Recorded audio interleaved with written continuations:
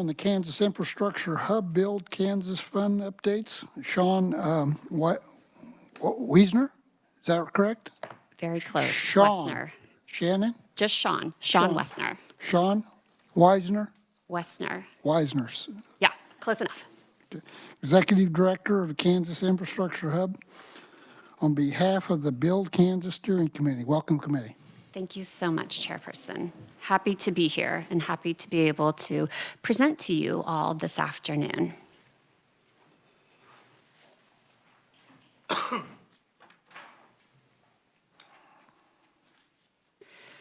I wanted to start our conversation today with a review of our budget. The last time we met, there was a request from the committee for a more simplified version of where our budget currently stands.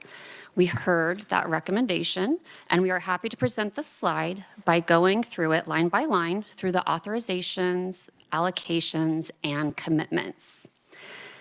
A little bit of just the back history of this is the original Build Kansas Fund allocation began in fiscal year 2024 and is set to end in fiscal year 2027. And that allocation amount was in the amount of $200 million, with $50 million legislatively authorized for each of those fiscal years. In fiscal year 2025, that $200 million authorization was reduced to a total of $150 million, which is what you see before you in line 1. Of that $150 million, $100 million has been allocated to the Build Kansas Fund, leaving an outstanding allocation of $50 million, which you see before you in line 2. If you go down to line 4, you will see the amount of $36.6 million. This amount represents what has been obligated for the 54 IIJA applications, which have received their federal award notification.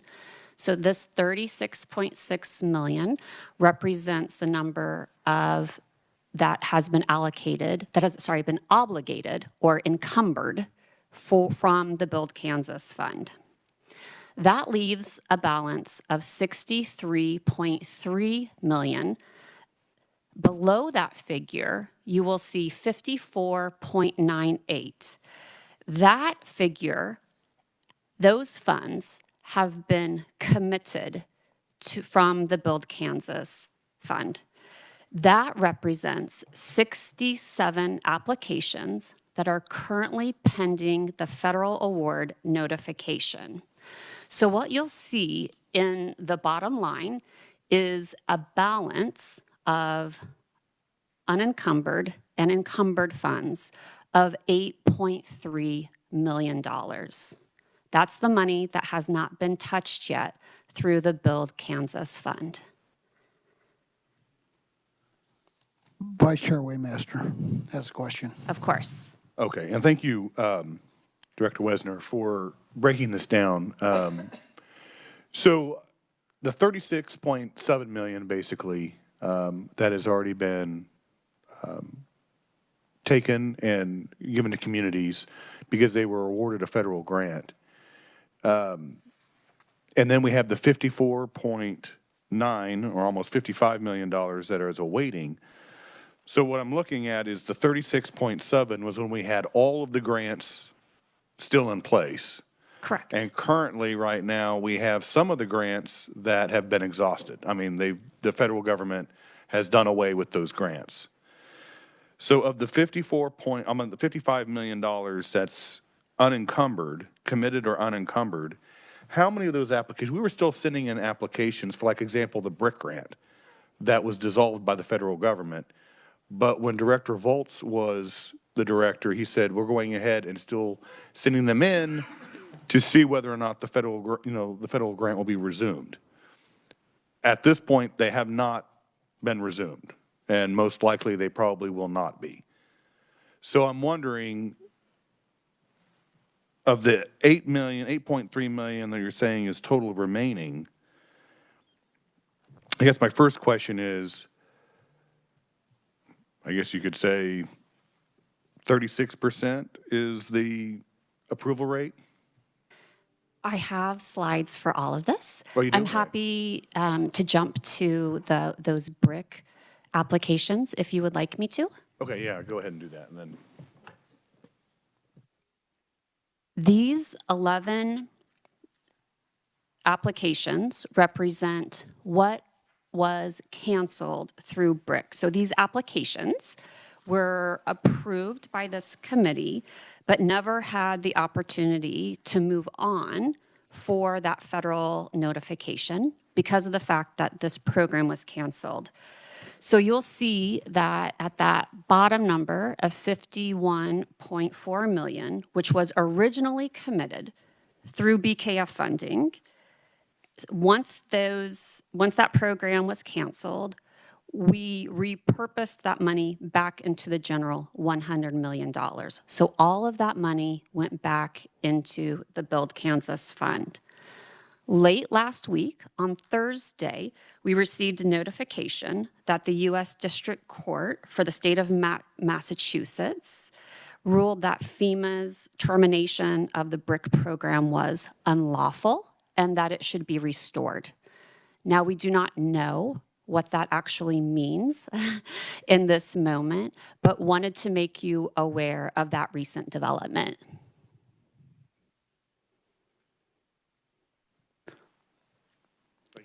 Of course. So, just so we've got this right, this 51,431 may come back into play. It is very possible, correct. And have we committed any of this since we put it back in? There were notices through the Build Kansas Fund to communities that their applications were approved pending federal notification. So we don't know what that means. It could mean that those applications will continue to move forward at the federal level. It's possible that this ruling won't mean anything moving forward. It's really a bit of an unknown status. But the point that I wanted to make for you all today is that that money was put back in and awarded to other projects. That's what my question was. Have we Yes. already committed that? So Yes, if it does come back, we don't have enough money. not as it currently stands. Right. But if it's, 30, were all of these approved earlier or not? These 11 were approved but didn't move forward. We have 3 BRIC applications that did receive their federal notification, and they're part of the 54 that we have just spoken about as being approved. Okay, so you put them in with the 54. That's correct. Okay. Yeah. Representative Francis. Thank you, Mr. Chair. So I just want to make sure I understand. So if that ruling in Massachusetts stands, we've got committed unencumbered of 105 million instead of 54 million on this sheet? It would be this 51 million plus The 54? plus the 54. That is correct. Okay. If all these were approved. If they were, yeah. The ones that have been approved, she's already put back in. That's correct. Yeah. The So 3 is it- approved BRIC applications So- are part of the 54. Right, but to Representative Francis' point, adding these two together, but wouldn't 3 of those be in there twice? No, because they're not represented on this slide. Okay. Those were not canceled. These 11 these 11 represent the ones that were canceled. The 3 that were approved are not factored into this scenario. So it wasn't 3 off of this list? It was not 3 off of this Okay, list. okay. There Vice- was a request that was made to us to go to display all of the 11 applications that did not move forward as a result of the cancellation of this program. And so in support of that request, which we included this slide. Vice Chair Waymaster. All right, thank you, Mr. Chairman, and thank you, Sean. I have a question. On this slide, there are 2 applications for the city of Hayes.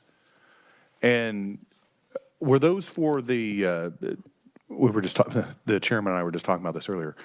Are both of those separate requests, or are they both R9 Ranch? They are separate requests.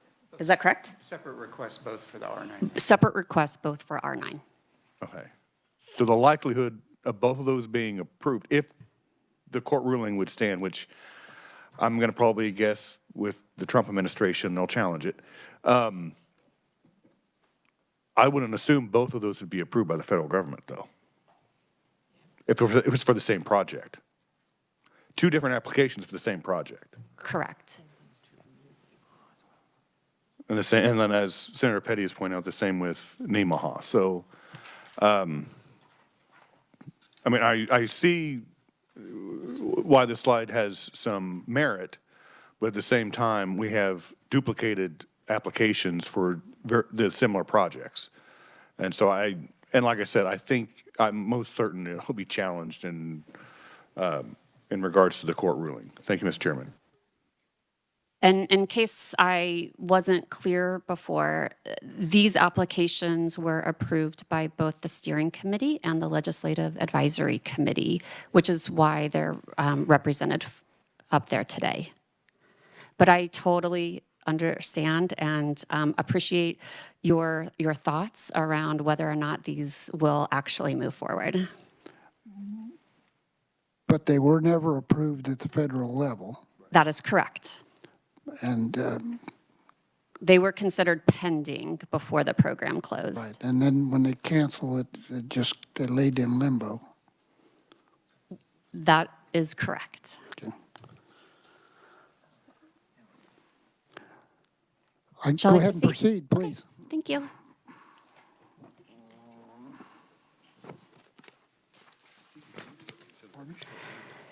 The last time we met, and also in one-on-one conversations with many of you, I've heard you say that direct support for small and rural communities is where the hub should be focusing its efforts. I want you to know that we've taken that charge very seriously. As such, we went through the 2025 calendar to look specifically at where our technical assistance has been focused.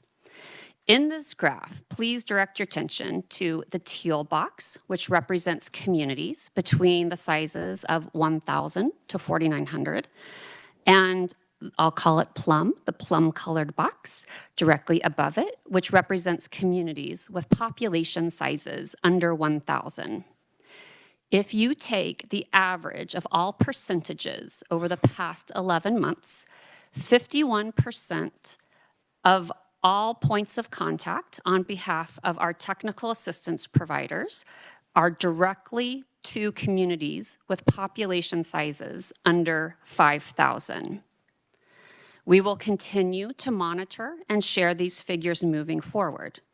We will continue to put our efforts into these identified communities and continue to make good on the promise to prioritize these populations and communities as well.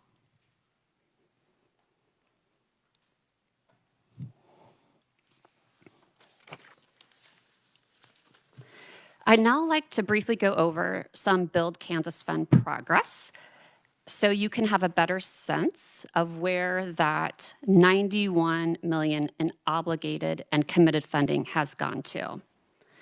With respect to the number of projects the Build Kansas Fund has processed since October 2023, 101 projects have received approval through this committee. Of those, 54 grant applications have been awarded federal grants. 67 grant applications are awaiting a federal award announcement. 19 were not awarded.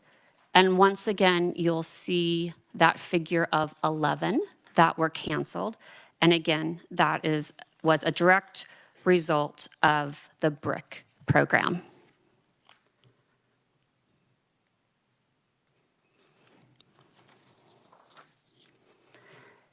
This specific slide shows the totality of the currently awarded 54 projects.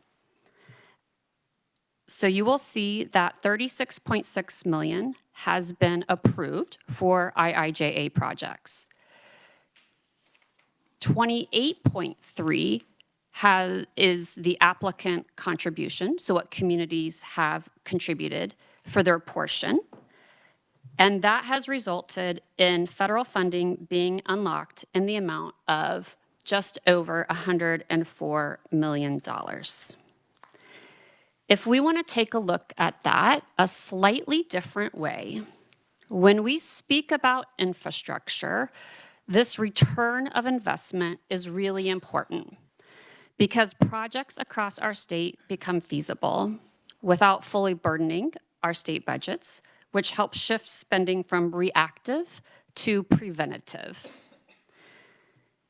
For the ROI, for those first set of monies that have been obligated for those 54 projects, you will see that, again, it's unlocked nearly $105 million, which is 185% return of investment.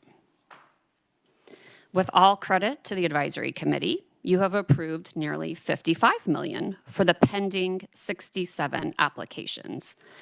As you will see, that those BKF investments has the potential to unlock nearly $224 million in federal funding, which is over a 300% return of investment and a tremendous success for the state.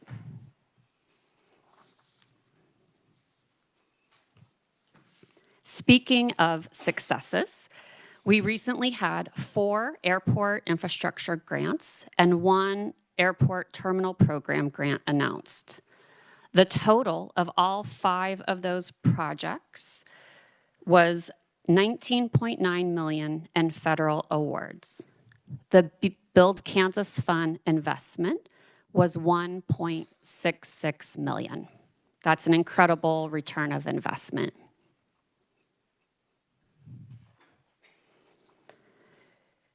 You may be asking yourselves, as I did not long ago, what does our overall win rate look like?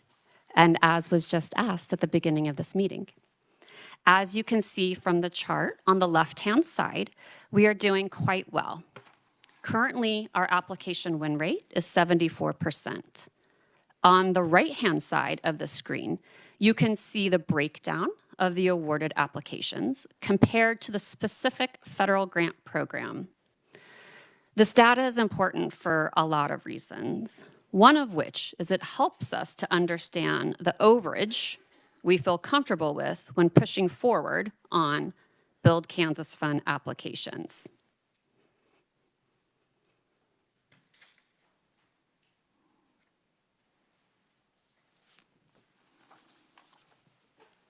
As was previously mentioned, we currently have 67 applications awaiting federal notification, as this graph depicts.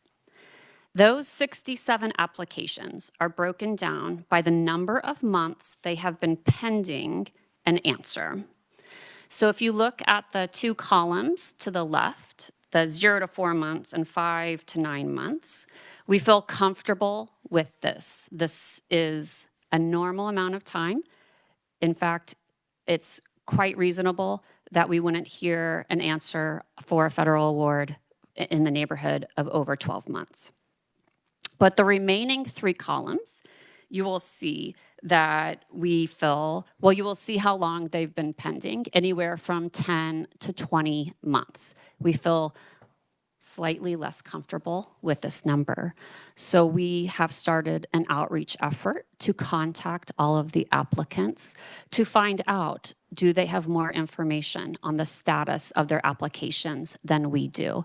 It's probably reasonable to assume the one application that's been waiting for 20 months for an answer is not likely moving forward, but we want to be sure before making any assumptions about that.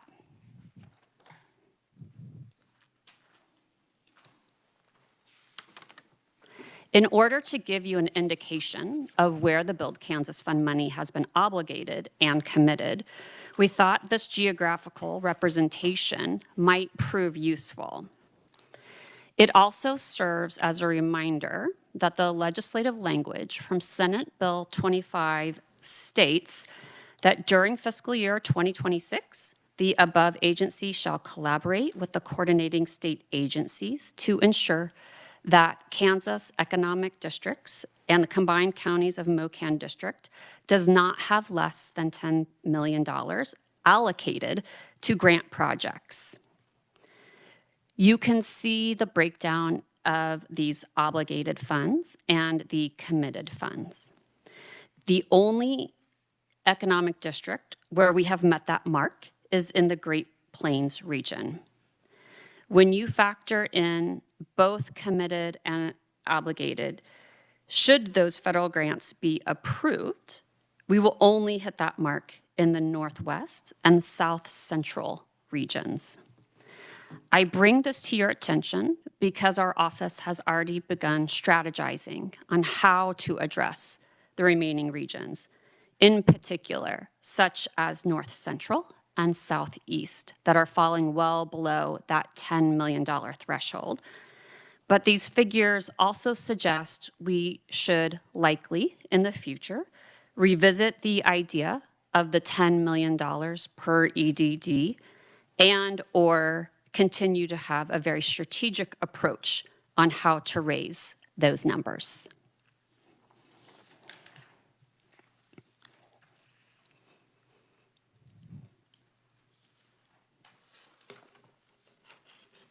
While the previous slides really looked it in the past, let's now focus our attention to what the future will bring. What you will see in this slide are currently open IIJA Notice of Funding opportunities. We wish to make you aware that there are opportunities in the coming weeks and months for communities to apply for IIJA grants and for Build Kansas Fund awards. We've heard as well, in addition to what you see on the screen, that there will potentially be over 20 new Notice of Funding opportunities that will be released by the Department of Transportation towards the beginning of 2026, either in January or February. And we already know that one really important award, the Build Award, was released at the end of November, and we anticipate several submissions to the Build Kansas Fund.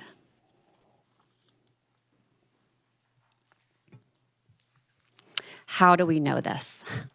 Because we are in constant contact with what you will see, the communities, the counties on this slide. They were prepared and they were utilizing our technical assistance hub to get their applications ready for the Build program before that program was paused. The Build program is a $1.5 billion program that can fund capital and planning projects in surface transportation. It's very broad in scope, and it's attractive because of the flexibility it provides for transportation projects. So again, just sharing that we do have some applications we know are going to be in the pipeline. Mr. Chairperson, I'll pause there before we move on for the applications, and I'm happy to take any questions. Okay, thank you. Senator Petty. Thank you, Mr. Chairman. On this excuse me, on the build submissions that list that you provided, and when you were back on the slide of funding by economic development districts, I was just wondering if I mean, I know these are potential projects, but it seems that they would balance out some of those locations in the state where you were talking about not meeting that $10 million. That's true. Have you looked at that in that respect? Well, I think a more, once they're received by our office, we'll do more of a deep dive into that. We want to make sure that, as I mentioned, that we're really focusing in on those EDDs that haven't met that $10 million mark. We really want to be very strategic about the opportunities that will be open and present themselves. So yes, once that happens, then we will begin to also look at it through the lens of where does it make sense for us to push forward on these applications. But again, our job in the office is to present the information and share the data around the program, and then the decisions come from the steering committee and all of you. And what is the timeline on these? Is there a timeline for The end of February. End of February. Thank you. Yes, of course. Representative Francis. Thank you, Mr. Chair. So you may have said this, I might have been not paying good enough attention, but what's the focus of the build grant opportunity? It's all around surface transportation projects. It's very, very broad. And so it's why it's so attractive to so many communities. So it has just a wide breadth of opportunities, roads, anything that you can think of around transportation. And it's a $1.5 billion grant program. Okay, thank you. Representative Helgerson. I had a question. If I understand this right, the state spent, is that 36.9 or 0.7 million dollars? Applicants have either provided cash or in-kind of 28.3. Correct. And we've gotten 104 million of federal funds. Correct. I always looked at it that means we made, for investing 64 million, we got a return of 105, because you don't count the 64 on your ROI. Because that's money that we're putting in, the state or the locals. So we're getting a 1.5 return on our dollars. So that 36.6 represents the funding that comes only through the Build Kansas Fund, and that's how I was. State funds. State funds, correct. State funds, local funds, we get the 104. That means, so we spend 65 millions and we get 105. That's not an ROI of whatever the figures you were using, that's about a 1.5 ROI.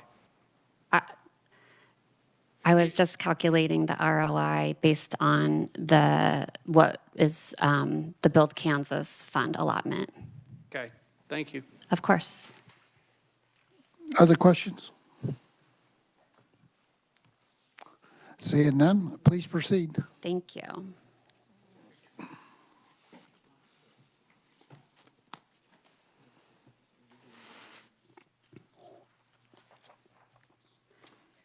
Today, we are going to review 4 applications. The first, Franklin County, all of you have already seen. We presented it back in September, but there was a hold until follow-up questions were answered. The 3 other submissions you will be viewing for the first time. In full transparency, this program, the Bridge Investment Program, has not yet reopened, but we anticipate it coming online in early 2026. One of the ways and the manner in which we're trying to position this office moving forward is through a proactive approach. We feel it is in both the state's and the county's best interest to be organized, prepared, and ready to hit the submission button when NOFOs are released. Because of this, we are presenting to you 4 bridge investment program applications. For today's discussion, we will be reviewing 1 planning grant application. This is the one that we discussed back in September, and we're asked follow-up questions, to which we responded with a memo addressing those questions from Franklin County, and then 3 bridge project grants. The last time we met, we had a robust discussion around the bridge improvement program, as well as the Kansas local bridge improvement program. As such, we thought it may be helpful to share a quick reminder of the differences between the two. As you can see in the highlighted areas, the bridge investment program focuses on large, high-impact support for bridge replacement, rehabilitation, and resiliency.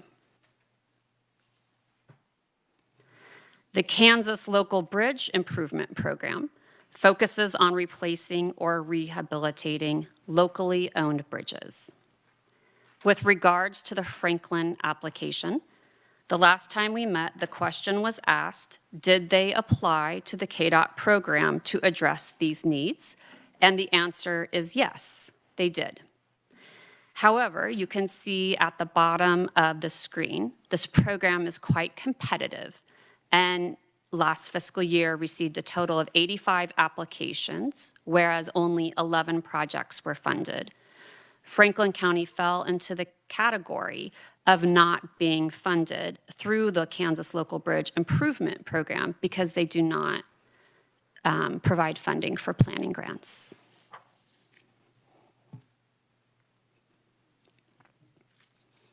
This is a second KDOT bridge program, the KDOT Off-System Bridge Program, which communities are eligible to apply for. And like the Kansas Local Bridge Improvement Program, it's a very competitive process for funding.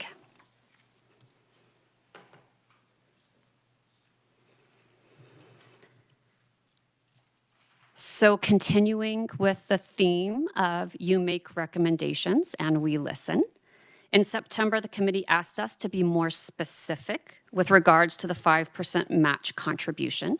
So we have added a column to the right to clearly represent the local contribution which is being provided. Again, this application was presented and was put on hold until additional inquiries could be answered. I hope all of you had an opportunity to see the memo that we submitted in November addressing those questions. A quick summary on the county is it is growing quickly. It has 24 agriculture, food, and food processing sectors. To continue population growth and ensure success within the ag sector, Franklin County is turning its focus and attention to infrastructure. This county has a total of 276 bridges, with 35 on the federal aid secondary highway system, meaning they are principal, secondary, and feeder routes for traffic approved by the Bureau of Public Roads. Of these 35 bridges, 2 are considered in the worst condition, which we bring before you today. Bridge 1 is a stone masonry arch built in 1930 that is on the National Historic Registry. Although they have not yet attempted to secure funding from the Heritage Trust Fund, they are open to exploring this option for the implementation phase of the project. That was a question that was brought up and which we got the answer for. Bridge 2 is a 3-box concrete bridge built in 1928. These bridges are located within 2 miles of each other. They serve as critical connectors for local commerce and community members, as well as essential routes for emergency services. They also provide access to approximately 422 areas of agricultural land. Due to their proximity and routes, both bridges are being bundled together. Significant preparation work is needed to assess the feasibility, preliminary environmental, and community impact. A direct outcome of this planning phase will inform and strengthen a future application for Bridge Investment Program construction grant.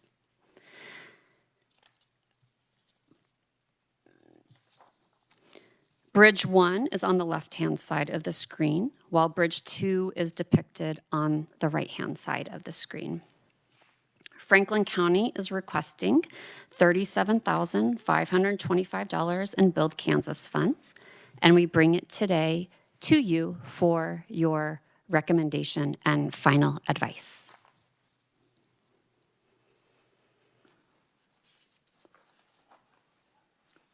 I guess one of the questions I have is, this money is going to be available in January? We anticipate this grant program opening up the beginning of 2026. So in January? January or February, possibly, Okay. yes. And so will others be able to go ahead and apply for these also, or is this, if we accept these today, then it's closed, even though it doesn't open until January? Other communities can certainly apply for it as well. These are applications that we have, and instead of waiting until the program opened, we thought that we would bring it to you to be proactive so that when it does open, they can go ahead and submit their federal application. Vice Chair Waymaster. So, continuing on the chairman's question, all four of these applications that we're looking at today, the program is currently on hold and under review. So all four of them are for this rural bridge program that you're anticipating will resume in 2026, but we're not for certain that it will. Correct? I wouldn't say, I can't say anything is 100% certain, but it is anticipated that it will open in early 2026. Well, I know you mentioned earlier in your comments that you wanted to go ahead and submit these applications to us so that if this program is reopened in 2026, then you can just, I think you said, hit the submission button and then have them sent off. So I'm trying to think how to do this, Mr. Chairman. I don't want to make a conditional motion on all four because we haven't heard all four applications, but I'd make a motion that if we do approve these four applications, or any of the applications that are approved at this meeting, maybe I should say it that way, due to the fact that all of these applications are under the same program and all of them are currently on hold and review, that they have approval from this committee, but the funds are not committed until the program reopens by the federal government. So they cannot, the funds can't be extracted out of the balance of the Build Kansas Fund. Is that fair? Very fair. And one of the reasons why we bring this before you today is that when the grant notice, or I'm sorry, when the notice of funding opportunity presents itself as open, then that applicant, that county, can inform in that federal grant application that they have already secured their 20% match. One of the also pieces of feedback that I understand that our team received was that in the past, it was perhaps felt that these applications were coming in late and that this advisory committee really would appreciate more advance information and notification. So with that feedback, we also took that to heart and is another factor that brought us to the decision to bring it before you today. Any other questions? Representative Hoffman. Thank you, Mr. Chairman. And I know we talked about this one last time. You know, it's just for planning. And I understand they need the planning, but does this program not allow for the actual construction? This particular program that they're applying for, is it only for planning and design, or is so why are they not asking for the whole thing? I mean, it's always my concern, we're gonna spend, I know it's not very much, $37,000, but still, we're gonna spend that, and there's really they have no plan as to how they're gonna replace them. So I'm just wondering why they didn't just ask for more to actually have money to replace them too. In order to apply for the construction grant, they have to have the planning already completed. So this particular one is not a construction grant. This one's only a planning grant. That is correct. The program is. No. The program is both planning and construction.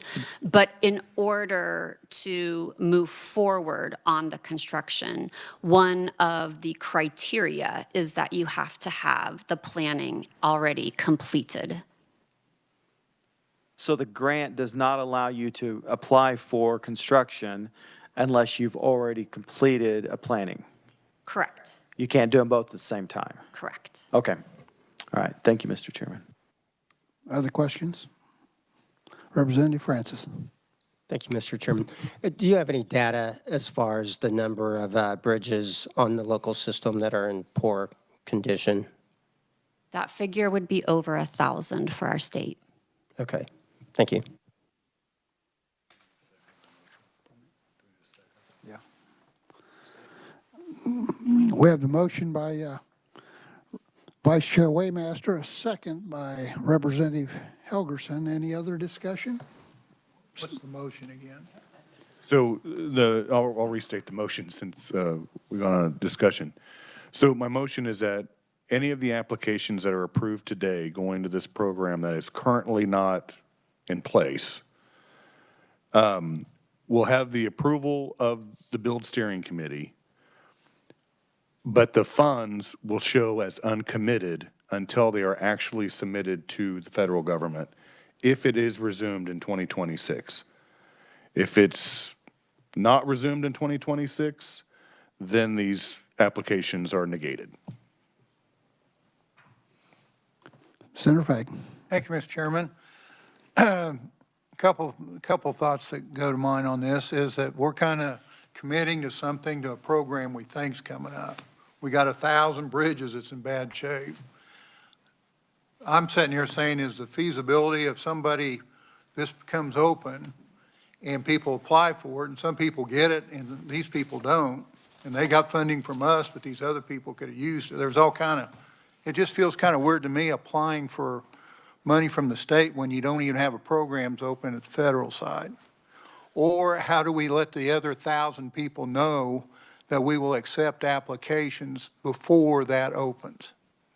Just some thought process there on that stuff. Well, the only reason why I make the motion is because Sean made in our comments that the anticipation is that this will be early 2026, that this program reopens with the federal government. Not necessarily do we want to hold on these applications and have another meeting to do it. That's why it's kind of like a tentative approval. But then if the program is resumed in 2026, they don't have to come back to us. Now, as for the other 1,000 bridges that need to be, well, then they need to submit an application.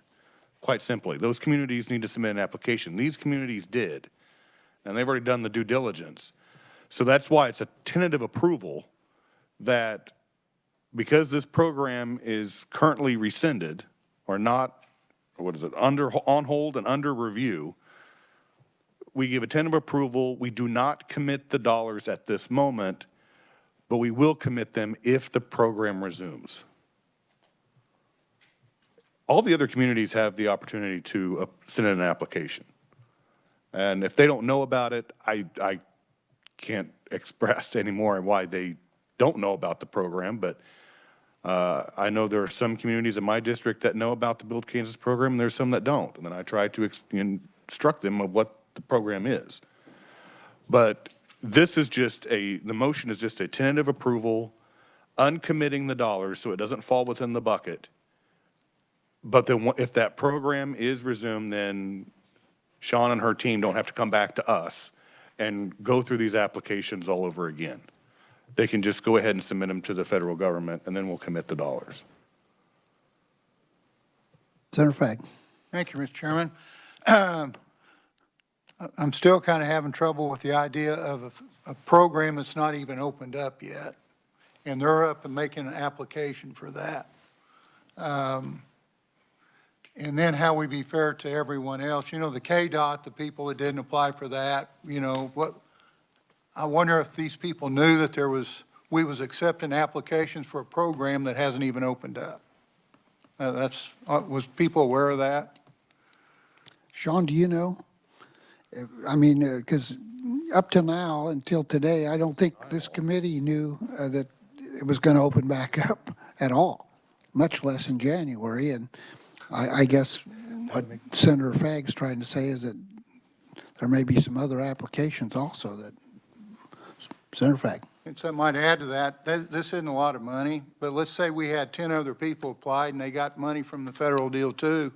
We might take that 37,000 and divide it 10 ways. I mean, you're talking a whole county we're talking $37,000 here. They surely can afford that. I mean, they're just trying to get money that they can grab on this kind of thing, and I don't blame them for that. But it's just, they're going to get 37,000, and there's 104 other counties not going to get anything. Just a thought. You know, and I hear what you're saying too, Representative. Senator Petty. Thank you, Mr. Chairman.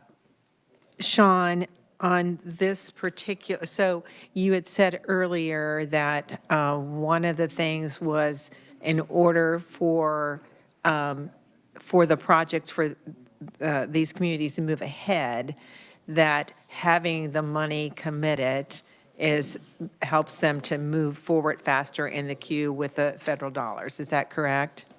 It's seen favorably when a community submits an application for a federal award, when they can say that they have already secured the 20% match contribution, correct? And so, so the motion that's, the motion that's on the table, would that then meet that criteria of the community being able to say, we have this secured? As long as this advisory committee approves it, it sure does. And in terms, I'm sorry, did you have a follow-up? When I'm grappling a little bit with the approval. I mean, the Okay. motion says that and I don't want to paraphrase it in the wrong way, but that the funding, that we are approving it, but that the fundings actually are still in, I guess you could say, in the bank until they actually get the application. Is that secure enough approval? The way that I understood Vice Chairperson's comments, and please correct me if I'm wrong, was that if this committee decides to approve this application, we would not move that funding into a committed status until the NOFO opened. At that time, once the build NOFO opens, maybe you could think of it as like pre-committed. If the NOFO opens, we will at that point send the letter to say that yes, these funds have been approved from the Build Kansas Fund. Did I understand that correctly? Yes, you did. Yes, Yeah. conditional approval. Understood. Thank you. And I want to make sure that, you know, that this motion meets that availability so that once it does come open, that these communities can move ahead. Absolutely. Senator Senator Fagg, Fagg. also just wanted to say that I've been on the job about 4 months now. I've had a great opportunity to traverse the entire state. Some communities are very well aware of the Build Kansas Fund. Other communities less aware. Every community in this state is eligible to apply for an IIJA grant and for the Build Kansas Fund.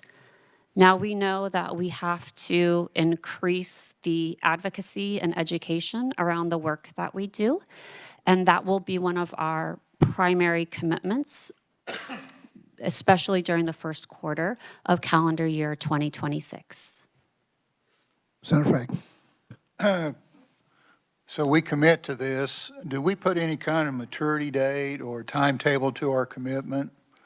You know, we sit here and we make this deal today, and this doesn't come open, and a year from now it comes open.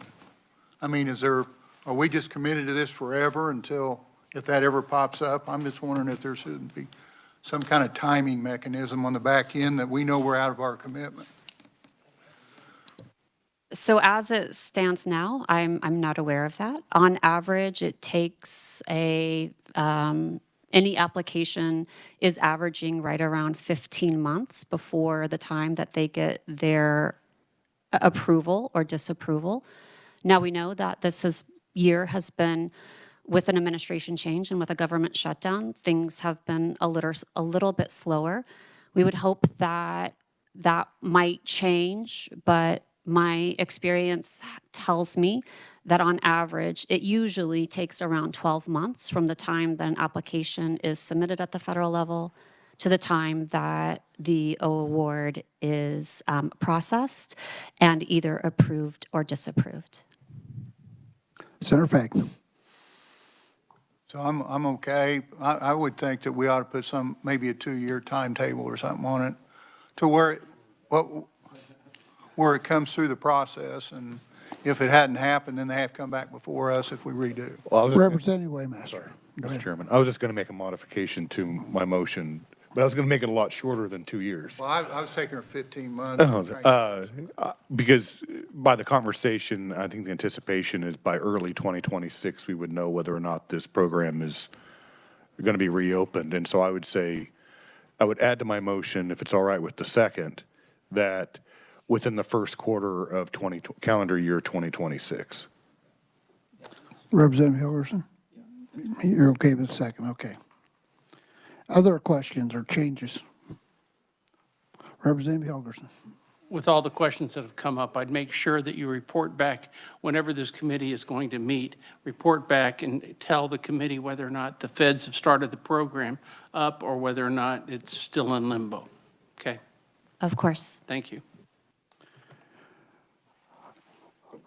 Shall I proceed? So with, Oh, I'm do you want sorry. to go through the others real quick or vote on this? Okay, so we're going to vote on the motion. All in favor? Aye. Opposed? Motion carries. Now you want to go ahead and talk about the other three, please? Yes, please. Does anybody have any objection? Next, we have an application from Ellis County Public Works. The proposed 3 bridge replacements are located in key areas of the county and serve both local and regional traffic. The bridges are outdated, with 2 being built before 1940 and 1 currently subject to load restrictions. Their replacement is essential to maintaining safe and efficient travel for residents, emergency services, school transportation, and agricultural and commercial freight. This budget encompasses all phases of this project: complete design, inspection, right-of-way acquisition, utility relocation, engineering, environmental review, demolition, construction, project management, and grant administration. Upon completion of this project, it will eliminate 3 aging, potentially hazardous structures, restore full load capacity and eliminate detours, reduce long-term maintenance costs, improve travel times and emergency response access, and strengthen the resilience of the county's transportation network. Ellis County is requesting $1.7 million in Build Kansas funds. We bring this application to you today for your recommendation and advice. questions on this application? Okay, if I see none, let's go ahead and do all the applications and then we'll ask for approvals. Okay, of course. The third application is on behalf of Smith County. Smith County is currently facing significant challenges related to its aging bridge infrastructure. Of the county's 250 bridges, 32 have been rated in poor condition. This specific project will replace 9 structurally deficient rural bridges to improve safety, restore full load capacity, and extend the service life of the county's transportation network. Smith County has initiated a special bridge fund to begin addressing the aging infrastructure of these 250 bridges and is committed to providing its match through the utilization of this source. This budget encompasses all major components necessary for successful project execution. Smith County is requesting $1.1 million in Build Kansas funds. And upon your advice, I will move to application number 4. The fourth and final application brings together the counties of Osage and Chase for the design and construction of 7 bridges in Chase County and 8 bridges in Osage County, as well as the immediate construction of 2 shovel-ready bridges in Osage County for a total of 17 bridges. 11 of the 17 identified bridges are considered in poor condition, with the remaining 6 expected to degrade to poor condition within the next 3 years. This is a multi-jurisdictional initiative representing a strong model of regional collaboration, leveraging federal, state, and local resources to deliver a cost-effective bridge program addressing necessary rural infrastructure needs. Bridges included in this application were selected based on their critical role in maintaining community connectivity and their deteriorating structural condition. Many of these structures are nearing the end of their service life, no longer meet current design and load standards, and pose ongoing safety and reliability concerns. I would like to draw your attention to the percent match contribution. As you will see, these 2 counties are providing 25% of the required match. Osage County is planning to use leftover bridge bond money and issue a new bridge bond to cover the local match money. Chase County is applying for the Rural and Tribal Assistance Pilot Program to cover the cost and design for 7 of the 16 bridges. Pre-construction activities, such as preliminary engineering and environmental studies, will be funded outside of the BKF request. As the lead applicant, Osage County is requesting $9.4 million in Build Kansas funds. Thank you. Questions, Representative Hoffman? So if Chase does not get the rural and tribal assistance program, then what happens? Sean? They did not include that information in their application, I believe. They do have a backup plan. Oh, they do. What is the backup plan, sorry?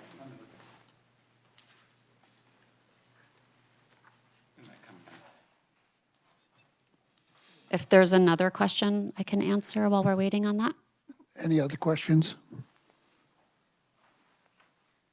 I think that's the only one.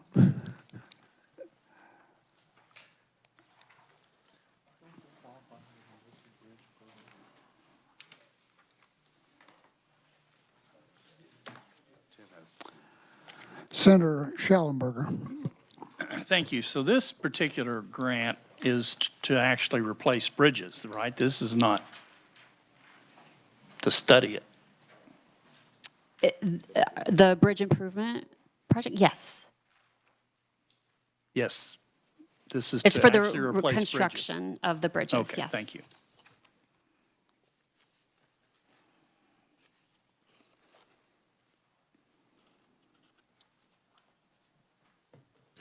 Mr. Chairman, it's okay. If they do have a backup plan, that, you can get it to me later, or that's fine. Okay. Thank you. All right. So no other questions? We'll go ahead and we'll start with the first one, Franklin County. That's 2026-165 NOEDD. Are there any objections to this one? Seeing none, we'll approve that one. 2026-166 MWK PDC of Ellis County Public Works. Any objections? Senator Fagg? So all of these are going to be subject to our. Right, we made the motion earlier, correct, okay. Any objections? Seeing none, this one's approved. Move on to 2026-167 MK or MWK PDC Smith County, 1.1 million. Any objections? Seeing none, none's approved. And the last one, 2026-168 NOEDD at Osage County for 9.4 million. Any objections? Seeing none, that's approved. We found it. Go ahead, Sean. Okay. If the RTA funds are not awarded, by braiding a combination of discretionary funds, low-interest loans, federal transportation and infrastructure finance credit programs, and/or bridge bonds, the preliminary engineering costs, as well as a local match to ensure the project can move forward without delay. So it looks like they will use a combination of other opportunities, the discretionary funds, loans, and finance credit programs to cover those costs. Thank you, Sean. Any other questions for Sean? Seeing none, thank you. Thank you all so much for your time today. Happy Appreciate you being holidays here to you all. today. And thank you for the new chart today. Of course. Very easy to understand. Thank you. Wonderful. Thank you so much. Committee, is there any discussion or advice or recommendations at this time? Seeing none, we'll move on to the minutes. Has everyone seen the minutes? Have a motion by Vice Chair Waymaster. I have a second by Representative Helgerson. Any questions or discussion? Seeing none, all in favor? Aye. Opposed? Motion carries. With that, we are complete with our work today, and we are adjourned. Thank you. Fantastic job.